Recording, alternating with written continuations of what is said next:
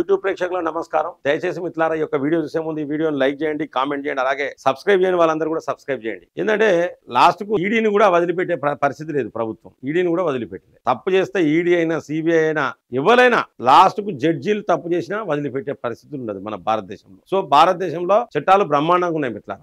కొన్ని చట్టాలు మనకు నచ్చకపోవచ్చు. సో ఈ మధ్యలో చట్టాల సవరణ అనేది జరిగింది. ఎందుకంటే ఇది ఒక వింత న్యూసే. నిజంగా చెప్పాలంటే వింత న్యూసే. అవినీతి సొమ్మును రాబట్టే క్రమంలో ఈడీ ఎన్ఫోర్స్మెంట్ డైరెక్టరేట్ మోడీ వచ్చిన కాలం నుంచి దాదాపు ఈ యొక్క 10-11 సంవత్సరాలలో దగ్గర బ్రహ్మాండంగా పనిచేస్తా ఉంది. సో ముంబైలో మొన్న 3-4 తేదీలలో అంటే ఆగస్టు 3వ తేదీ, ఆగస్టు 4వ తేదీల ఒక నగల వ్యాపారింట్లో ఈడీ రైడ్స్ చేస్తుంది. ఈడీ రైడ్ చేసి కొన్ని కీలకమైన డాక్యుమెంట్స్, గోల్డ్, డబ్బులు కొంత సీజ్ చేసి పట్టుకోబోతుంది. పట్టుకోపోయిన తర్వాత ED enforcement directorate assistant director Sandeep Singh Yadav phone చేసి 20 లక్షలు ఇస్తే నీ మీద కేసు లేకుండా నేను అరెస్ట్ చేయకుండా చేస్తామని చెప్పి బెదిరించడం జరుగుతుంది. వెంటనే ఇమీడియట్లీ ఏం చేసినట్టు ఆ నగల వ్యాపారి సిబిఐని ఆశ్రయిస్తాడు. ఇక సిబిఐ ఏం చేస్తుందంటే 20 లక్షలు తీసుకుంటా అంటే రెడ్ హ్యాండెడ్ గా అసిస్టెంట్ డైరెక్టర్ సందీప్ సింగ్ యాదవ్ ను రెడ్ హ్యాండెడ్ గా పట్టుకోవడం జరుగుతుంది. అంటే దీన్ని బట్టి తెలిసింది ఈడీ తప్పు చేసినా, సిబిఐ తప్పు చేసినా, ఎటువంటి దర్యాప్తు సంస్థలు ఎవరు తప్పు చేసినా, ఎవరు లంచం తీసుకున్నా కేంద్ర ప్రభుత్వం వదిలిపెట్టదు. సిబిఐ లాంటి సంస్థలు అసలే వదిలిపెట్టవు. ఎవరు తప్పు చేసినా. అంటే ముఖ్యంగా చెప్పేది ఏంటంటే